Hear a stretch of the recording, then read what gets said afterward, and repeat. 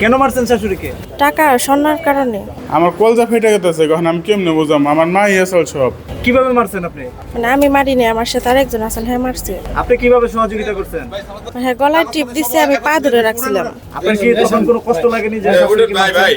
যখন হ্যাঁ গলা ধরছে তখন আমি ওই ঘর থেকে বের হয়ে গেছিলাম। আমার কলজা ফেটে গেছে, এখন আমি কেমনে বুঝাম? আমার মাই আসল সব। আমি নিজেই বলতে পারি না কি কারণে এটা হইলো। আমার পরিবারে কোনো সময় আমি ঝগড়াও দেখি নাই, কোনো কথা কাটাকাটি কোনো কিচ্ছু দেখি নাই।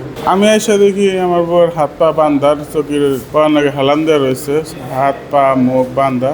ওর অন্য রুমে যায় দেখি যে সব কিছু এলোমেলো। আমার মায়ের রাতে যেমনি দেখছি শোয়া, ওইভাবে শোয়া দেখছি। আমি বুঝি নাই যে মারা গেছে। পরে যখন চিল্লাবার লাগে মানুষ ডাক দিলাম, পরে দেখি যে এই অবস্থা, যে মুখ দিয়ে রক্ত হইতেছে, গলায় গামছা পেছেন। আপনার ওয়াইফ নাকি এখানে মেরেছে? সঠিক তথ্য এখন আমি জানি না, আমার কোনো কিছু জানানো হয় নাই। আমাদের কাছে সংবাদ আসে যে একটি ডাকাতির ঘটনা ঘটেছে এবং একজন মহিলাকে হত্যা করা হয়েছে। এই ঘটনার সংবাদ পাওয়ার সাথে সাথেই আমাদের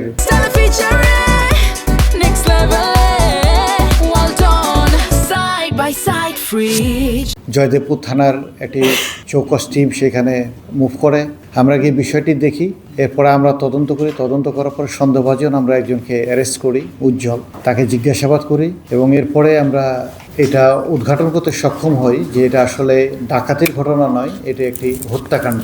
যেটা পেলাম আমরা যে ডিসিস্ট মহিলা, উনি ছিলেন পরিবারের কর্তা, সব কিছুই মূলত উনি নিয়ন্ত্রণ করতেন। সংসারের যে খরচ বা টাকা পয়সা সবগুলোই তার নিয়ন্ত্রণে ছিল এবং উনি এখানে ডোমিনেট করতেন, যেটা পুত্রবধূটা স্বাভাবিকভাবে মেনে নিতে পারেন নাই।